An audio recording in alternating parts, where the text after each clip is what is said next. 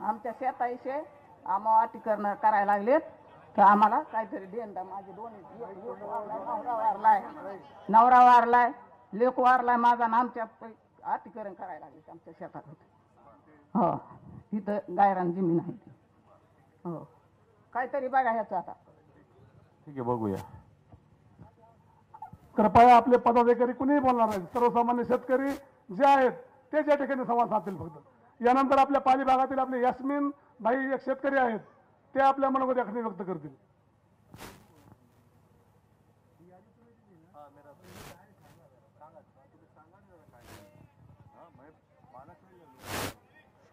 अस्सलाम वालेकुम, जय हिंद, जय महाराष्ट्र। आज हम सब लोगों के बीच हमारे उद्धव साहब ठाकरे वो हमारे समस्याओं को हल करने के लिए यहाँ पर मौजूद है। हमारे संभाजी नगर के महानगर पालिका के आमदार अंबाजी जानवे साहब वो हमारे मुश्किलों को आसान करने के लिए इतने दूर से हम लोगों के लिए आए हैं। आप सब उनको बता सकते हैं कि आप लोगों के साथ कैसी धोखेबाजी हुई, आपको पैकेज के नाम पे किस तरह से ठगा गया है, आपके डॉक्यूमेंट्स लेकर आपके साथ किस तरह धोखा हुआ है। नेता वो नहीं होता है कि जो लोगों को विश्वास दिलाए, आस दिलाए, उम्मीद दिलाए, बल्कि नेता वो होता है जो लोगों का भरोसा जीते, विश्वास जीते। बल्कि ना मंत्री पद पे होने के बावजूद हमारे उद्धव साहब ठाकरे वो हम सब लोगों की मुश्किल हल करने के लिए यहाँ है। उनका हमसे कोई भी लेन देन नहीं है, फिर भी वो हमारे मसलों को हल करने के लिए यहाँ आए हैं।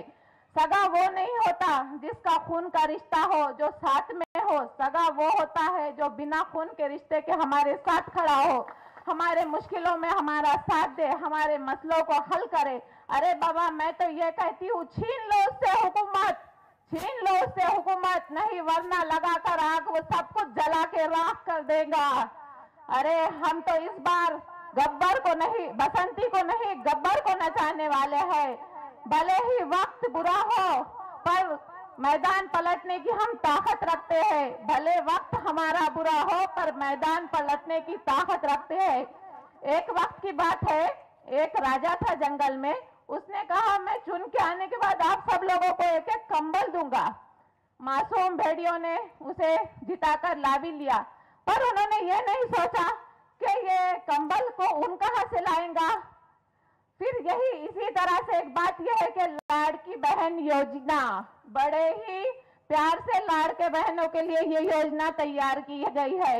उनके अकाउंट में 1500 रुपए तो गिर गए, पर जो निराधार की मासूम बेवाएं थी, जो सड़कों पे बैठकर भीख सरावन बाढ़ की बहनों को उनको पैसे मिलते थे, वो सब बंद हो गए।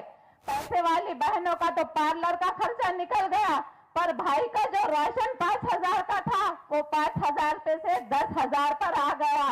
फिर किस तरह की हुकूमत है ये? कौन सी ऐसा देश है जहां पर किताबों पर जीएसटी लगा है?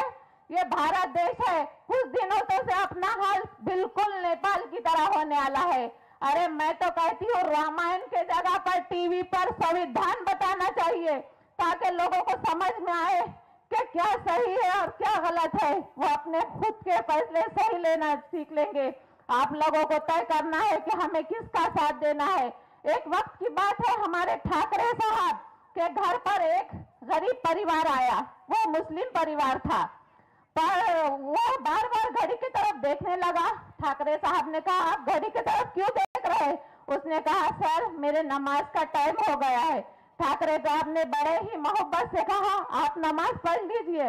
वो हिचकिचा कर बोला, सर मैं यहाँ पर नमाज पढ़ लूं?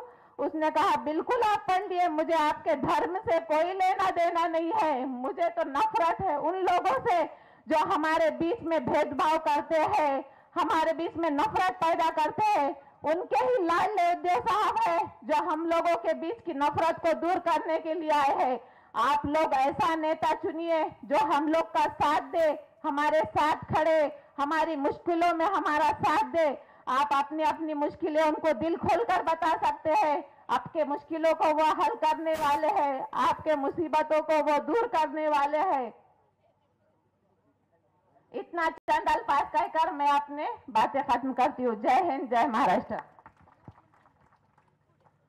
ताई तुम्ही एवढंच सांगा, हे जे तुम्ही याद्या काय आहे जरा सांगा.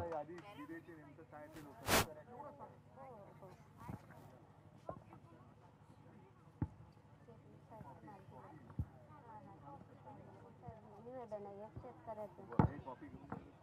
हो हो. सर्वप्रथम तर आपले माजी मुख्यमंत्री महाराष्ट्राचे आज पालीमध्ये आलेले आहे. सर्वप्रथम सर्व पालीकरांच्या वतीने साहेब तुमचं खूप खूप धन्यवाद करते. आणि इथं स्टेजवर उपस्थित आमचे खैरे साहेब असतील, दानवे साहेब असतील, परशुराम जाधव साहेब, सगळ्यांचं खूप खूप धन्यवाद.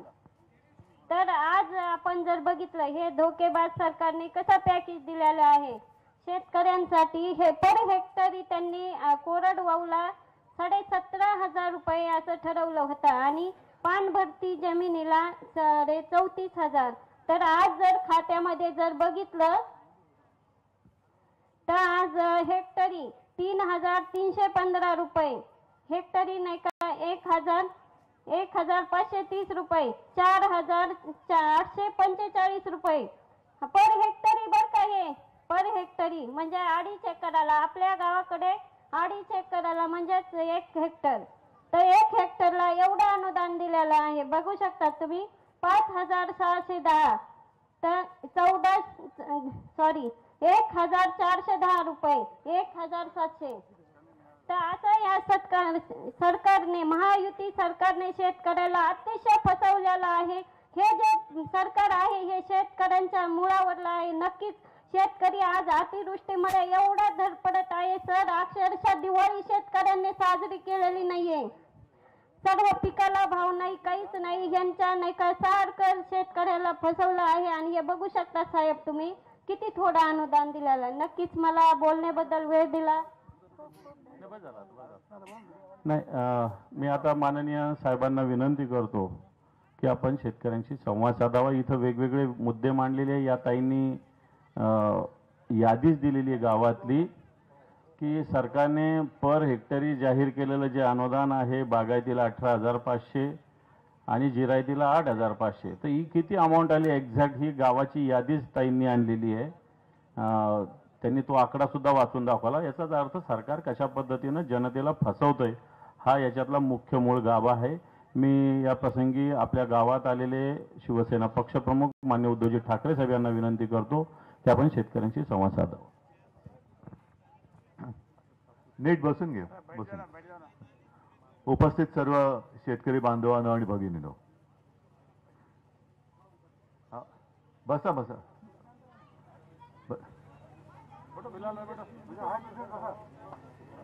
मी आज, उद्या, परवा जवळपास 4 दिवस मराठवाड्यातल्या तमाम शेतकरी बांधवांना आणि भगिनींना भेटण्यासाठी आलेलो आहे.